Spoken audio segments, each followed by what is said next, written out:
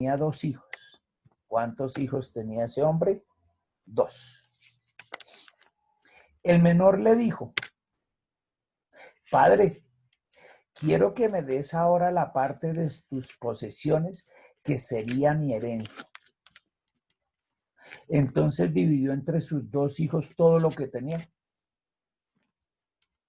No mucho tiempo después, o sea, pasados unos días, el hijo menor recogió todo lo suyo y se fue a un país lejano. Estando en ese país, el hijo menor malgastó todo su dinero, o sea, la herencia, llevando una vida descontrolada.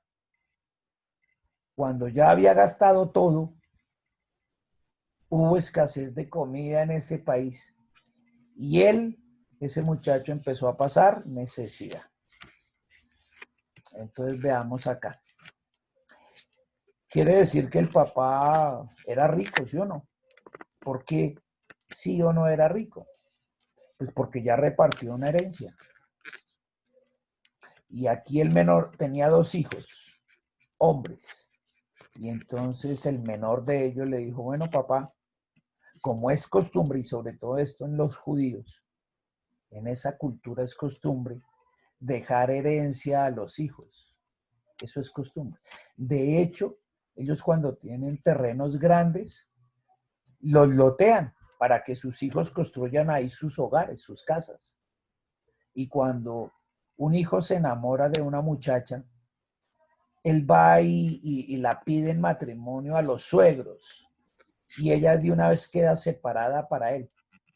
Cuando los suegros le dan la bendición y queda separada por él, él mientras tanto va a ese lote y construye la casa y la deja amoblada. Y cuando ya termina de construirla y dejarla amoblada, viene a donde los suegros y le dice, ahora sí vengo a desposarme. O sea, a que la novia sea ahora mi esposa. Y ahí sí se la lleva para la casa. Ya alguna vez la termina y la deja. Y normalmente la construye en ese lote. Así es como hacen ellos. Esa es la costumbre judía. Por eso él cuando ya termina la casa y la tiene toda ya equipada, dicen que regresa con sus amigos haciendo mucho bochinche, sonando trompetas y haciendo mucha bulla. Entonces los suegros y sobre todo la novia saben y dicen, ya terminó de construir la casa, ya la dejó equipada, ahora sí viene el casamiento. Y hacen alboroto. Por eso dice que así serán nuestras bodas del Cordero. Dice que ángeles de Dios sonarán trompetas en el cielo, anunciando que el novio viene por su novia, porque ya preparó casa en el lote del papá. Dice allá Juan 14, el terreno, la casa de mi padre es como un edificio, es muy grande y le tiene apartamento a cada uno. Eso dice allá en Juan 14:3 y eso es lo que significa. Y eso es muy bonito. Entonces aquí hacen eso, ellos reparten así, en vida, reparten esas cosas, en vida van dando eso. De hecho, allá en Proverbios dice, herencia de los padres que son de bendición para los hijos de sus hijos, es decir, le dejan bendición hasta los nietos en vida. Y añade ese proverbio que inclusive lo que el pecador no puede hacer en el reino de Dios, eso le corresponde a los santos, a los hijos de Dios. Por eso es que nosotros estamos llamados a vivir en bendición. No hay que prosperidad, y aquí no estamos hablando del dinero y todo eso, pero sí de ser ricos con el padre, porque aquí el rico era el papá y repartió la herencia, porque el hijo se la pidió. Le dijo, deme papá lo que a mí me corresponde. Y lo tenían claro, a mí me corresponde esa herencia. Y él se lo dio, le dijo, tome, ahí está toda la plata que a usted le corresponde, a uno de ellos. Y fue y se la gastó como dice ahí. Pero el papá sin problema le dijo, tome, mijo. Y él fue el que decidió irse de la casa del papá. Y así hay personas, porque aquí está hablando del Dios Padre, que es el dador a través de su Hijo Jesús, de su iglesia. Nosotros somos su iglesia. Y en la iglesia hay personas así que se van. Ay, no, yo me voy. Me aburrí de esto. Aquí, y se van. Y les pasa eso. Van, malgastan todo, llevan una vida descontrolada. Y cuando ya había gastado todo y escasez de comida en ese país, y pasan por allá necesidades. Y así también ocurre eso también, esos tipos de personas en las iglesias, eso también sucede en el reino de Dios. Veamos qué pasa enseguida. Entonces continúa allí nuestro Rey bendito y cuenta, porque el que está hablando es Jesús. Versículo 15.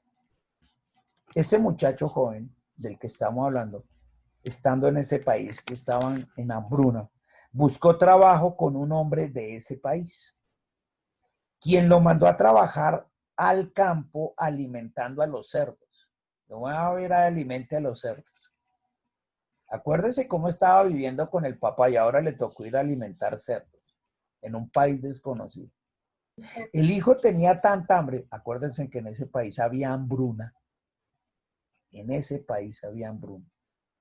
que hasta quería comer lo que comían los cerdos. No, dicho, otro poco y le envidiaba la lavaza y toda esa vaina que él mismo le echaba a los cerdos. Dijo, uy, ese poco de pedazos de zanahoria, remolacha, todo eso que le echan, ya quisiera yo hasta comérmelas. Pero nadie le daba nada. ¿Por qué? Porque pues, estaban pasando hambruna. Y los cerdos, pues había que alimentarlos para poder comer cerdo, mejor dicho. Finalmente cayó en cuenta de que había sido muy tonto y se dijo, no, mire lo que él mismo se dijo para sí. Todos los trabajadores de mi padre tienen suficiente comida y yo estoy aquí muriéndome de hambre, diría doña Bricinda, a vainas. Iré a la casa de mi padre y le diré, padre, he pecado contra Dios y contra ti. Ya no merezco llamarme tu hijo. Déjame ser como uno de tus trabajadores. Eso fue lo que pensó, ¿no? Todo eso era lo que le iba a decir así en ese orden. Y venga, cuando regrese y el papá, y eso va a estar furioso. Y cuando vea que vuelvo sin 5 y con los zapatos rotos y muerto de hambre, padre amado, ¿sabe qué? Ya no merezco ser su hijo, déjeme ser como uno de sus jornaleros, de trabajar allá como cualquier trabajador en la finca, es decir, como un esclavo, porque ellos en esa época tenían esclavos. Déjeme eso. Ya no merezco ser su hijo ni que me trate como hijo, pero al menos déjeme trabajar para poder comer porque estoy en la inmunda. ¿Listo? Entonces queda claro, llega ahí y le dice eso. Entonces el hijo regresó a la casa de su padre. Hagamos síntesis hasta acá. Un padre tenía 2 hijos, el hombre era rico, el menor le pidió, deme lo que me corresponde de mi herencia. Él partió a mitades exactas siendo justo y le dio la parte de él. Y él fue y se la gastó. Pero miren lo que hizo el padre. ¿Qué hizo el padre hasta aquí? Cogió y repartió su herencia y se la dio. Porque ya el muchacho, acuérdense que en la mayoría de edad en época de Jesús era a los 30 años, no era a los 18 como hoy en día aquí, era a los 30 años. Por eso Jesús empezó su ministerio a los 30 años, porque la mayoría de edad eran 30 años para el hombre judío en esa época. No se iba de la casa, mejor dicho, era bombril hasta los 30 años. Y de ahí sí se podía ir. De resto era el palomito, el bebé. Aquí lo mismo. Entonces él pidió su herencia y se fue. O sea que concluye uno que por lo menos tenía más de 30 años. Bueno, algunos esperan eso. Uy, yo los 30 pido mi herencia, los que se pisan. Yo sí me voy a vivir la vida loca, rico, sabroso. Y eso fue lo que hizo este. Y mire cómo le fue. Horrible. Entonces, al final tiene que venir con el rabo entre las piernas y viene aquí. Y regresó a la casa de ¿qué? De su papá. Acuerden que el protagonista es el papá. Porque esta es una parábola que la han usado también mal en muchas iglesias. Estas cogen es para darle palo a ese hijo. Si ven, y eso les pasa allí, esto es castigo de mi Dios, y fue a pasar hambre por castigo de mi Dios, y eso fue Dios que lo castigó. No, eso no es así. Esto fueron decisiones que él tomó. Y Dios no castiga con hambre allá en el otro lado, ni lo dejó pobre, ni lo mandó a comerse la comida de los cerdos. Bien hecho castigo, mi Dios. No, eso no tiene nada que ver con eso. porque el diablo es el que viene a matar, hurtar y destruir, robar, destruir y matar. Y el diablo fue el que le robó la herencia, lo destruyó, no lo mató de vainas, pero sí lo robó y lo destruyó por las decisiones que él tomó. Porque acuérdense de una cosa, nunca Dios toma decisiones por nosotros, pero tampoco el diablo. Cada uno aconseja. Dios lo hace a través del Espíritu Santo basado en su palabra. Y el diablo generando dudas en la cabeza, metiéndole cuentos, mire, haga esto, haga aquello, eso no le coma, hágale aquello. Y uno es el que toma la decisión. Siempre la persona, el individuo es el que toma la decisión. Así que no hay forma de echarle culpa ni al diablo ni a Dios. Ahora, cuando usted se va para allá y toma sus decisiones y arranca en eso, pero el diablo empieza a hablarle a los Dios, gástesela aquí, tíresela allá, hágale así y tome papá. Ahí se fue. Entonces este regresó y dice, bueno, voy a regresar a la casa de mi papá. Tengamos siempre presente que el protagonista es el papá, ¿no? Muy bien. Entonces, ¿qué sucedió? Entonces, ahora viene acá. Apenas venía regresando a donde el papá, ¿se acuerdan que se había ido lejos? Mientras el hijo todavía estaba muy lejos de la casa, su padre lo vio y tuvo compasión de él. Hagamos aquí un pare. O sea que el papá estaba pendiente, mirando casi todo el tiempo, esperándolo a que regresara. Fíjense que en esta es distinto. En las que hemos visto estos días, la parábola de la oveja perdida, el pastor fue el que fue a buscar la oveja. En el caso de la mujer fue la que quitó el piso, prendió la luz hasta que encontró la moneda perdida. Ella fue la que los buscó. Aquí no. Aquí es el papá el que lo está esperando. No fue a buscarlo, porque él tomó la decisión de irse, distinta a las dos anteriores. Por eso es que esto ataña mucho a la iglesia. Que toman la decisión, ay, yo me voy a eso, que ese pastor allá y pastora todo el tiempo, allá lo único que lo tienen uno es para sacarle el billete y para darle varilla, eso es todo el tiempo del, ay, no, déjeme, yo voy y le hago a mi manera, pues vaya, mano. Ahora, uno como el pastor que lo tiene uno, Dios dice, aquí lo estoy esperando, y uno, ¿verdad?, los espera. Y de hecho, cuando regresan, un buen pastor no le saca en cara su pasado, ni nada de eso, ni dice, con que volvió, no, así quería verlo, con el rabo entre las piernas, ahí humillado, no, nada. Uno antes se alegra, dice, uy, Dios mío, gracias a Dios no se quedó por allá. Y regresó no a la iglesia, a tus pies, Jesús, a los tuyos, no a nosotros.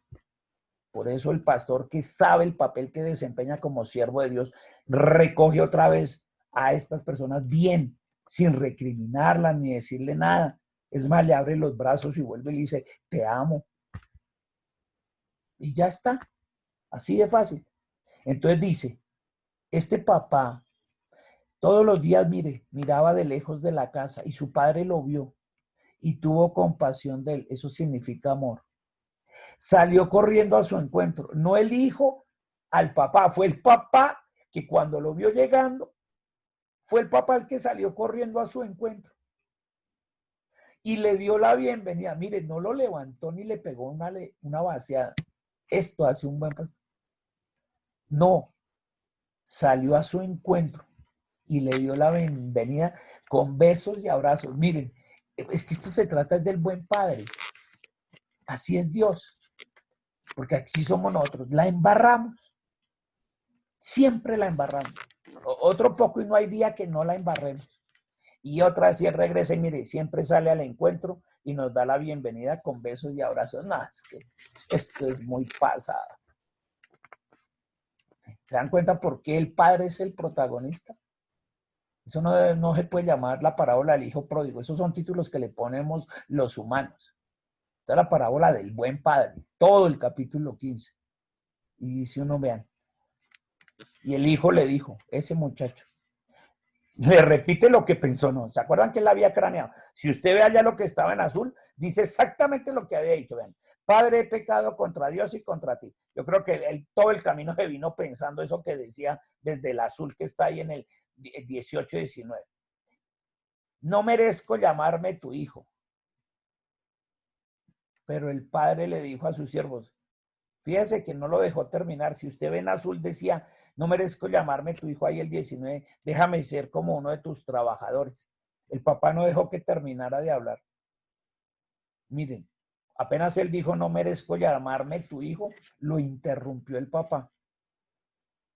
Y le dijo el padre, le dijo a sus siervos, apresúrense, vístanlo con la mejor ropa. Él no dijo, se va a vestir de jornalero. Y ahora va a volver. Acuérdense que los trabajadores en ese tiempo, Jesús, los esclavos de las fincas los trabajadores de las fincas eran esclavos. Dijo, mi hijo no ha vuelto para ser esclavo.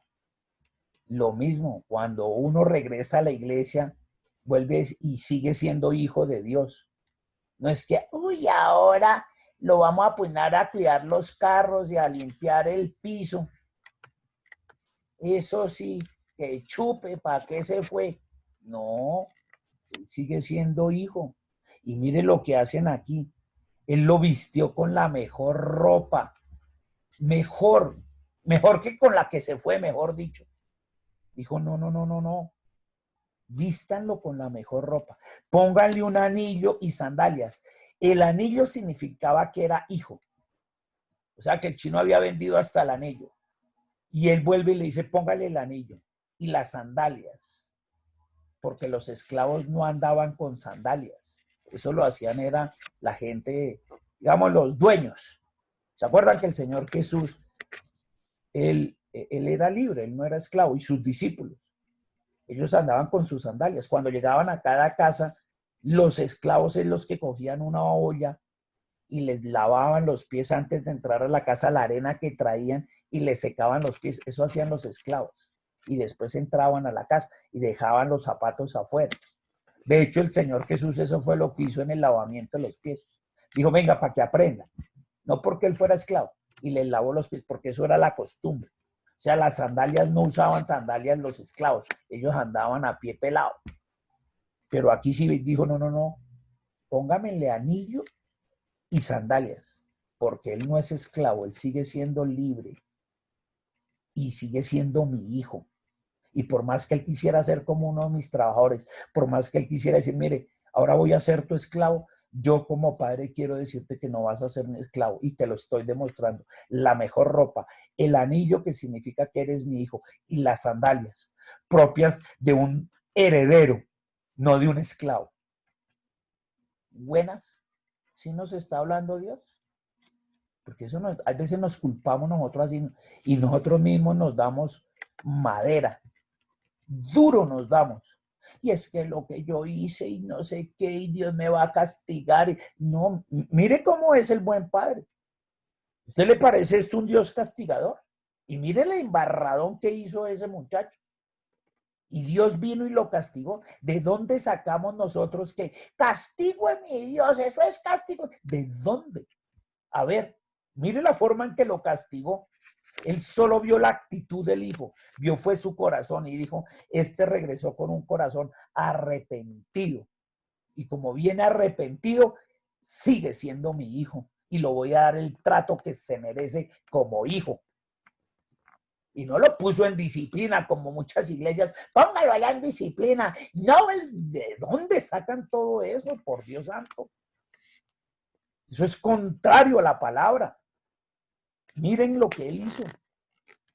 Póngale un anillo y las sandalias propios del hijo de él. Maten el mejor ternero y prepárenlo. Celebremos y comamos. Aquí él estaba anticipando la cena del Señor. Esto es impresionante. Uy, Dios mío. Porque la cena del Señor es una celebración. Recordando lo que ha hecho el Padre, el Hijo y el Espíritu Santo. Mi hijo, mire lo que él dice, mi hijo estaba muerto y ha vuelto a vivir. Y aquí se entiende. Porque uno dice, ¿cómo así, pastor? Pero él no estuvo muerto. Espiritualmente sí. Físicamente no, pero espiritualmente sí. Y para Dios y el buen Padre, que es el mismo Dios, lo más importante es la parte espiritual, más que la física. Y él dijo, mi hijo estaba muerto espiritualmente. Hizo lo que se le dio la regala gana a él. pero ahora ha vuelto a vivir. Miren, esa es la frase más clave. Mi hijo estaba muerto y ahora ha vuelto a vivir. Y eso te dice a ti y a mí. ¿Por qué te sientes derrumbado hay veces y acabado, pareces muerto? Si conmigo tienes vida, y aquí es de donde uno entiende cuando el Señor Jesús, porque el que está hablando aquí es el Señor Jesús, yo he venido a darles vida y vida en abundancia. Esta abundancia, ¿y les parece poquito? ¿O no les parece que esto sea una vida abundante? Vestido nuevo, la mejor ropa, el mejor anillo, las sandalias y sobre todo, estar al lado de ese Padre que lo abraza y lo llena uno de besos. Por Dios santo, tú eres grande, Señor. Ese eres tú.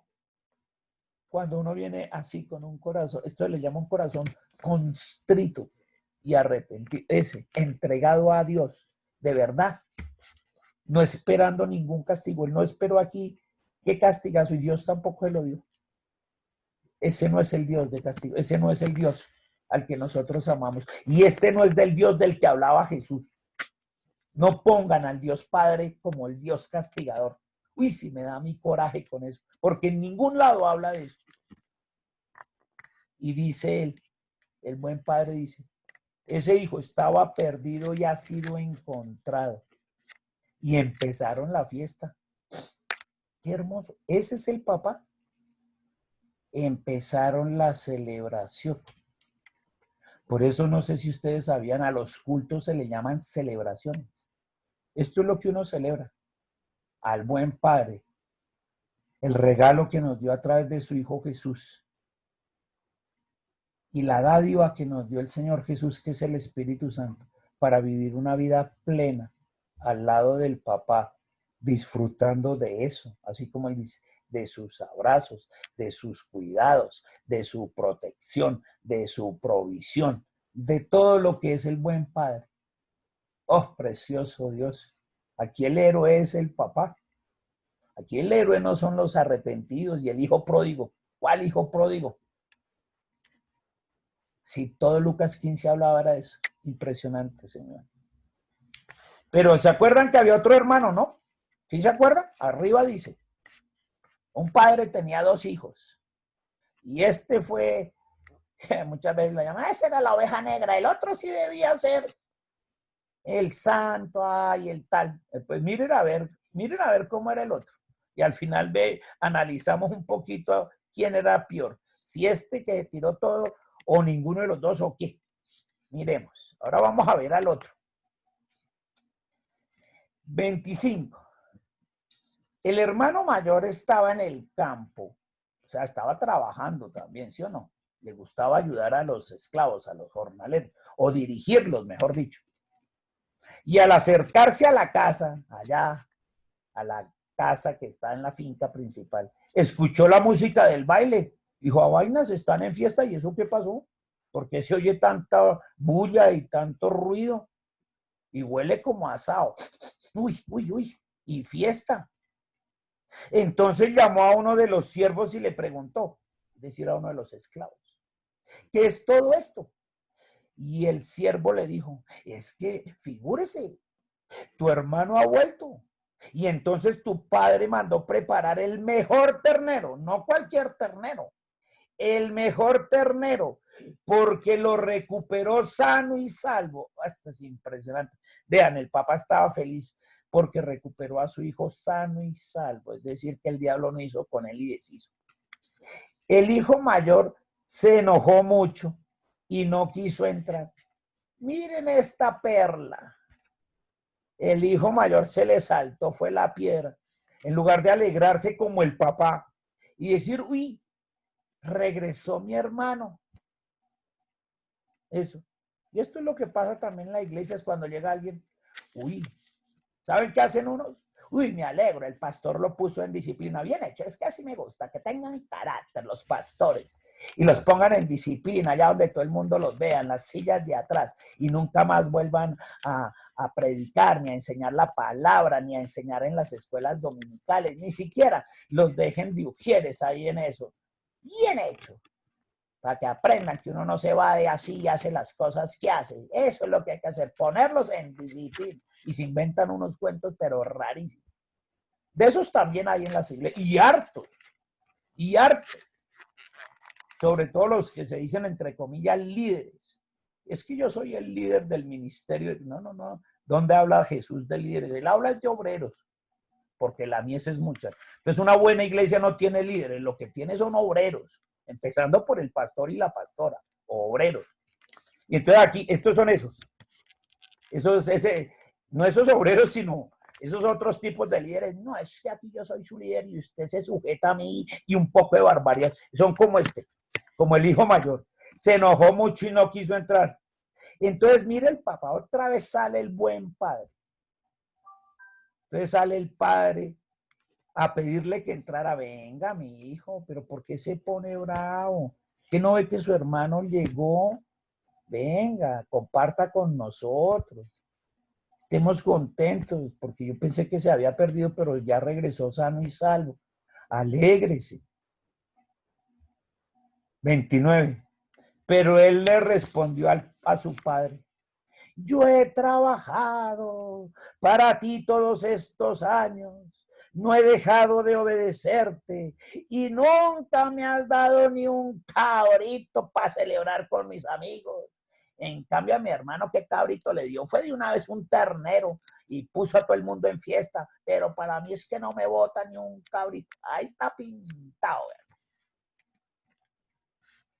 Avaro. Al final era codicioso, envidioso, iracundo, enojado, contencioso. Eso, así ven. En cambio, le dice ahí en el 30, cuando llega ese hijo tuyo, en lugar de decir, en cambio, cuando llega mi hermano, ¿sí o no?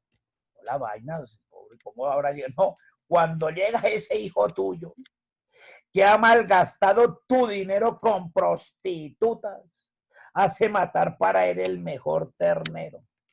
¿Se dan cuenta? Esos otros.